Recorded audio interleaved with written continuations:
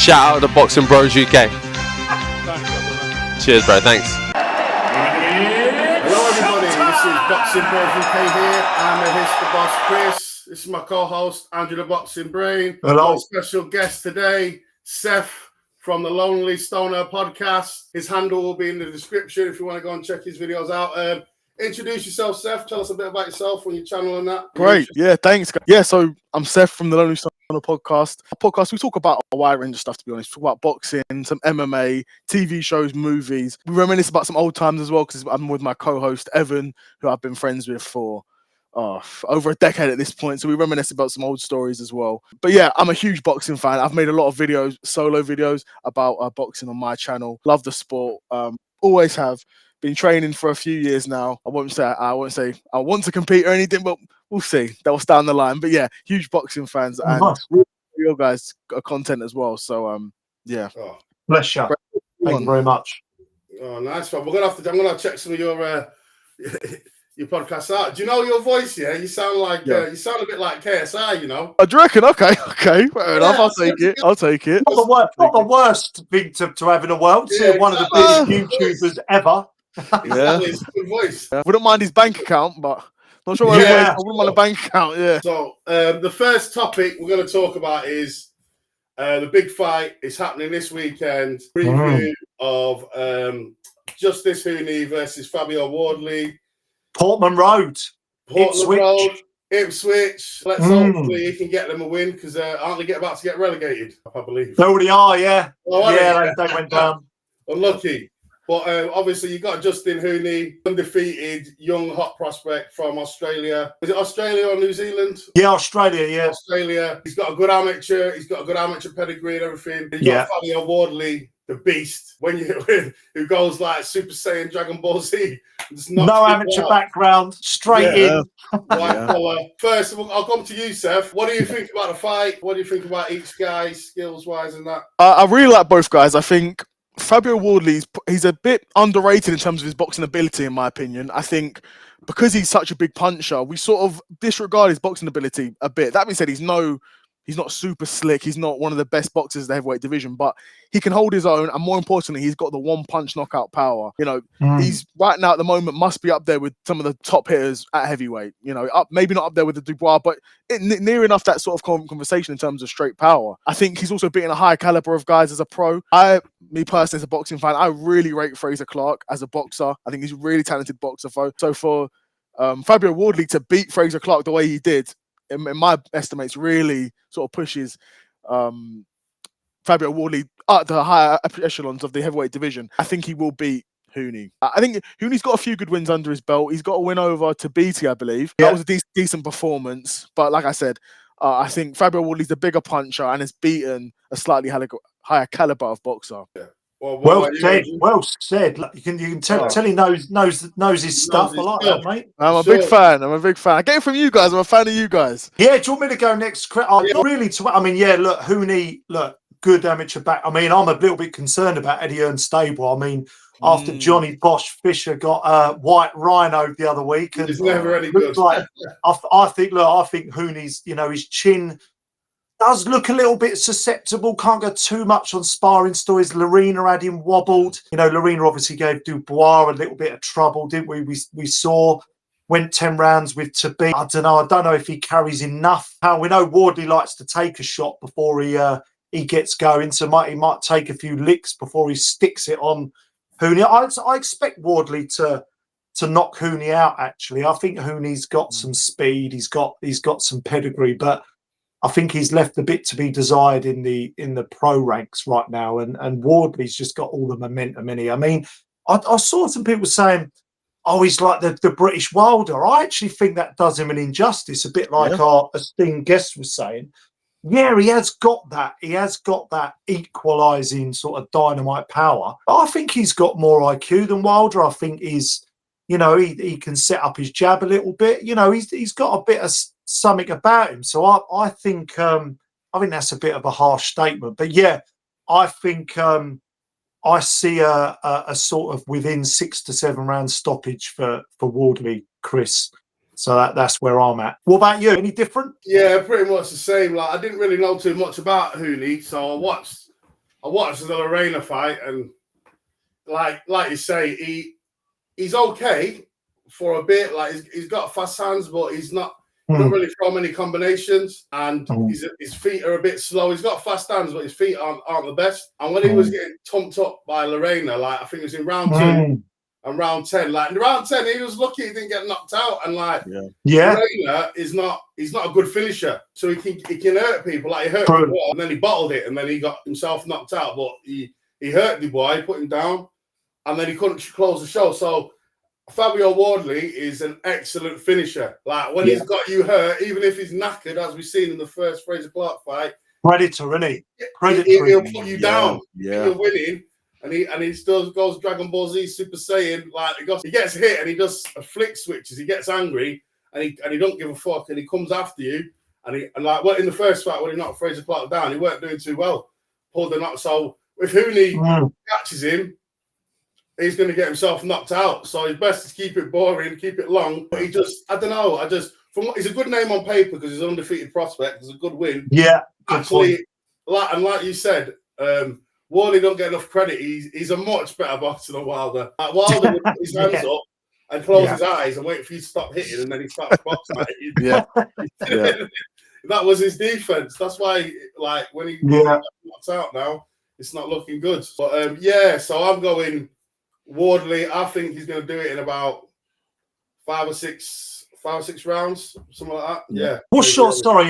What was the name? I've forgotten your name again. Our guest. Seth. That's the one. Yes. Seth. What if we had to sort of hold you at gunpoint for a round, or what would you kind of go for? I would say, bear in mind, so I was at the Johnny Fisher Dave Allen 2 fight. That was a 5th round knockout. I think this probably goes a bit further than that. I think both guys are slightly better conditioned than those two. They're more on the more athletic side of heavyweights, in my opinion. Sure. Compared to your Martin Bacolis, for example. So I'd probably say about 8 rounds. I think he's going to go quite far in. I say round 7. Gun to my head, round 7. Round 7. Yeah. I was a bit disappointed, boys, when Miller pulled out, because, I mean, I've had a bit of a love-hate relationship with Miller. I think he's a wonderful kind of self-promoter and talker, although I didn't really like that we kind of covered it on our channel, and I thought he came across like the big baby Miller. He acted like a big baby in some of that press conference and all the dish track rubbish and all the rest of it. But the problem is with Miller, I mean, he just can't just can't get a fight over the line, can he? Because of his antics, the inverted commas, the pharmaceuticals he's taking, issues with promoters, managers.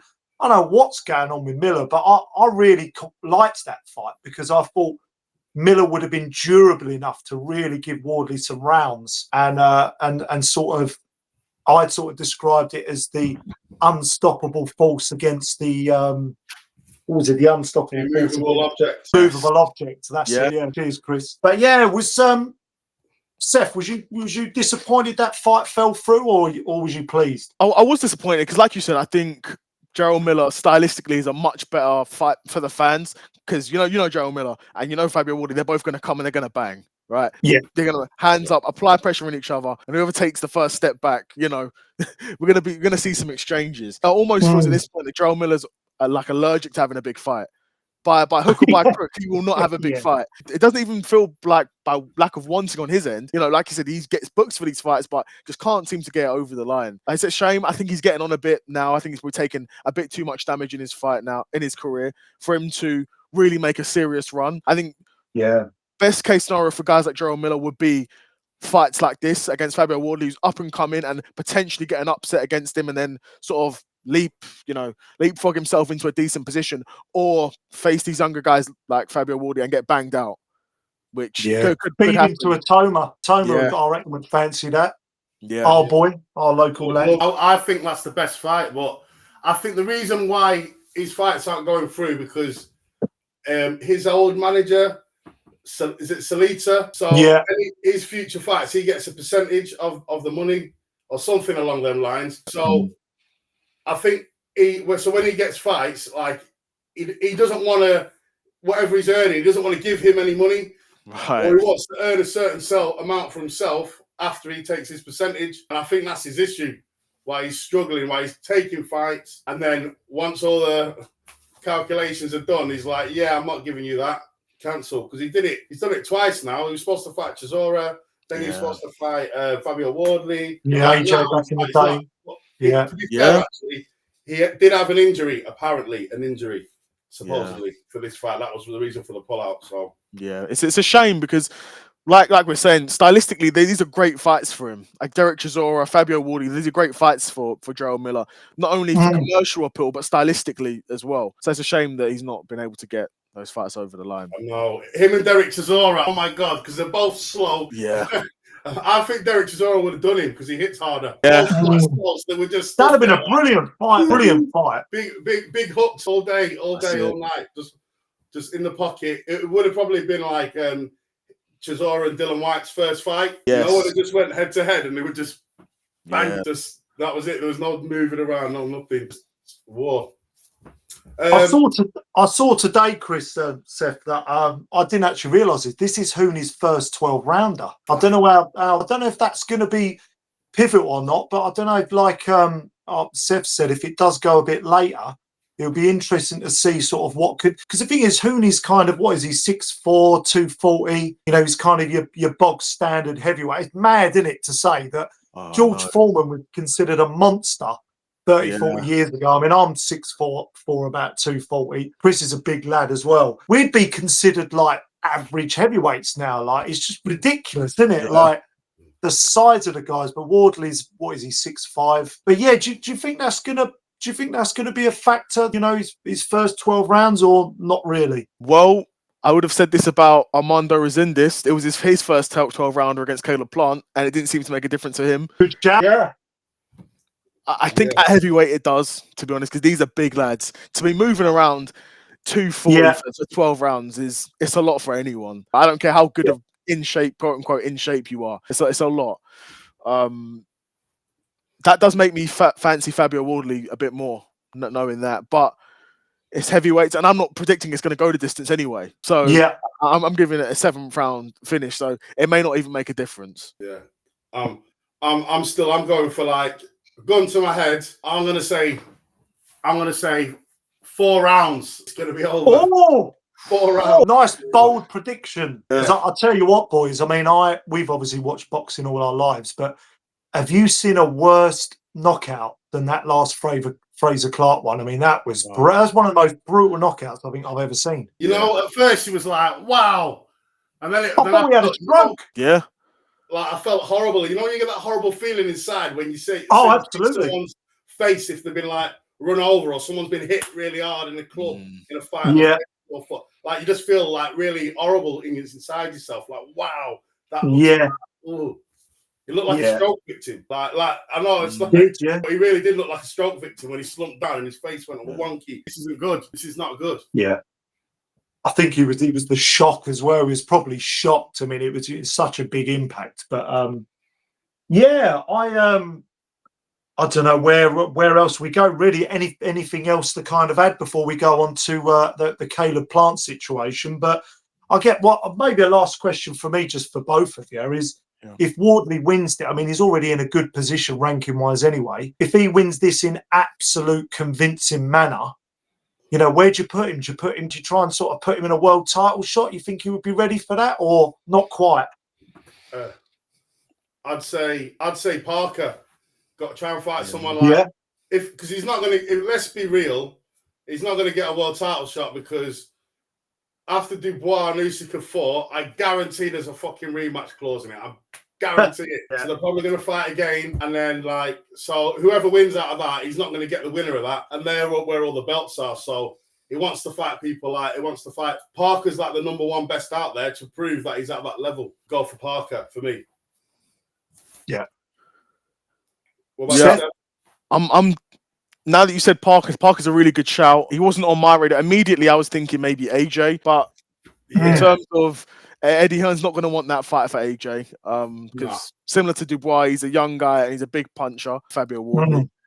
So that wouldn't be a great matchup for AJ. But in terms of building up Fabio Wardley, that's a pretty good shout. But I do like Joseph Parker. I do fancy Joseph Parker to beat him, though. Yeah, true. And that being said, once you're at that level, it is a decent level to reach because that is sort of fringe world level. I would say Joseph Parker's about that level. So I think that's a probably fair assessment for where I would say Fabio Wardley is in about his boxing. Because I don't think he's a world-class operator. I know we're saying I think he's probably a bit underrated in terms of the pure boxing, but he's not on the level of the Tyson Furies, the Usyks, where these guys they'd box rings around him.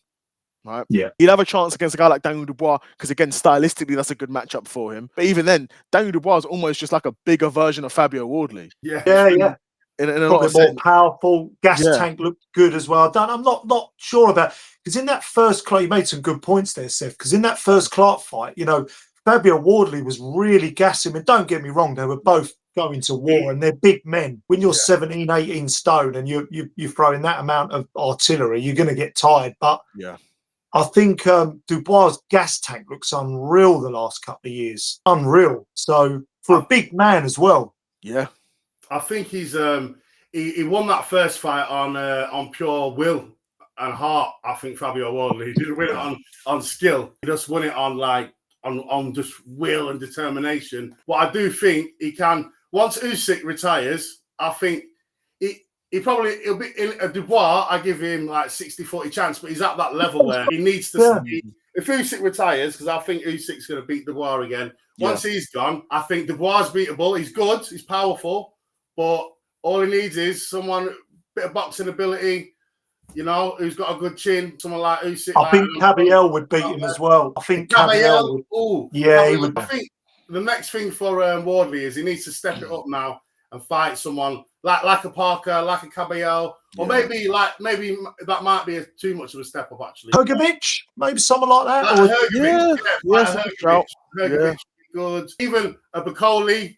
People like that. He needs to like not just get into world level where he's Becky Jagba. Yeah, there's plenty of fights in the top 10 that could sort of still progress him along because of that lack of amateur kind of experience. I think there are plenty of fights out there. I think he just needs to stay active, boys. Stay active. I know he's got ambitions of winning a world title. Of course he has, but there's loads of fights out there. Loads of fights out there for him. And thank you for coming on. And check out the Lonely Stoner podcast as well. They're always chatting on all different. We'll leave a link in the description. Check him out. Check those boys out. We'll be in there. All right. Like and subscribe, everybody. Like and subscribe. Share the video.